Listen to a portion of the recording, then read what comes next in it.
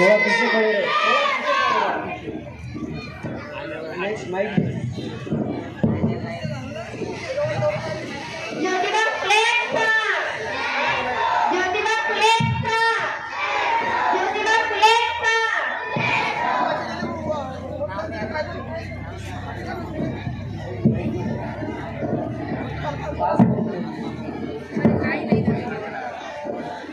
छत्रपती शिवाजी महाराजांचा छत्रपती शिवाजी महाराजांचा छत्रपती शिवाजी महाराजांचा।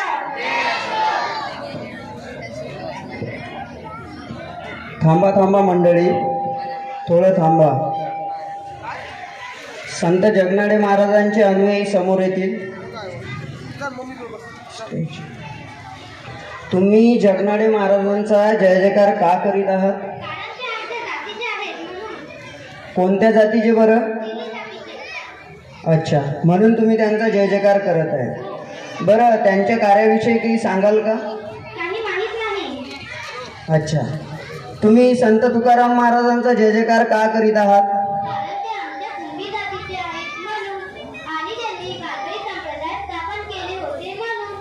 अच्छा अच्छा, वारकरी संप्रदायाचे होते आणि तुमच्या जातीचे होते, म्हणून त्याकरता तुम्ही जय जयकार करीत आहात।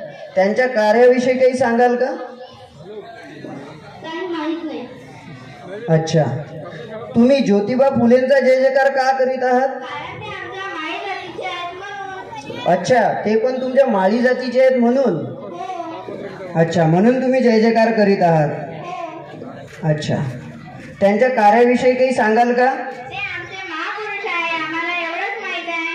त्यांचे काही ग्रंथ वाचलेत का? त्यांनी कोणते ग्रंथ लिहिले माहीत आहे का? अच्छा, तुम्ही छत्रपती शिवाजी महाराजांचे जय जयकार का करीत आहात? शिवाजी महाराज आमच्यासाठी वंदनीय आहेत म्हणून। अच्छा, वंदनीय आहेत म्हणून, आणि ते सुद्धा होऊ शकते तुमच्या जातीचे, म्हणून सुद्धा तुम्ही त्यांचा जय जयकार करीत आहात। तर ठीक आहे, तुम्ही डॉक्टर बाबासाहेब आंबेडकरांचा जय जयकार करत आहात, तर त्यांचे तुम्ही पूर्ण साहित्य वाचले का? बघितलं मंडळी, आम्ही भारतीयांनी सर्व बहुजन महापुरुषांना जाती जातीत वाटून घेतले आहे। आम्हाला महापुरुषांचे कार्य माहीत नाही, पण जातीचे होते, ठीक आहे, म्हणून तुम्ही त्यांचा जय जयकार करीत आहात।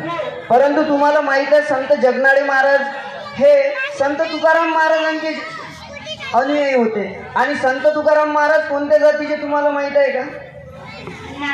संत तुकाराम महाराज हे कुणबी जातीचे, परंतु संत तुकाराम महाराजांचे अनुयायी हे जगनाडे महाराज होते, ते तेली समाजाचे होते। जेव्हा काही समाजकंटकांनी संत तुकाराम महाराजांच्या गाथा ह्या इंद्रायणी नदीत बुडवल्या होत्या, तेव्हा सर्वप्रथम जगनाडे महाराजांना माहीत पडले, तर त्यांना खूप दुःख झाले। त्याचप्रमाणे संत तुकाराम महाराज हे वारकरी संप्रदायाचे होते।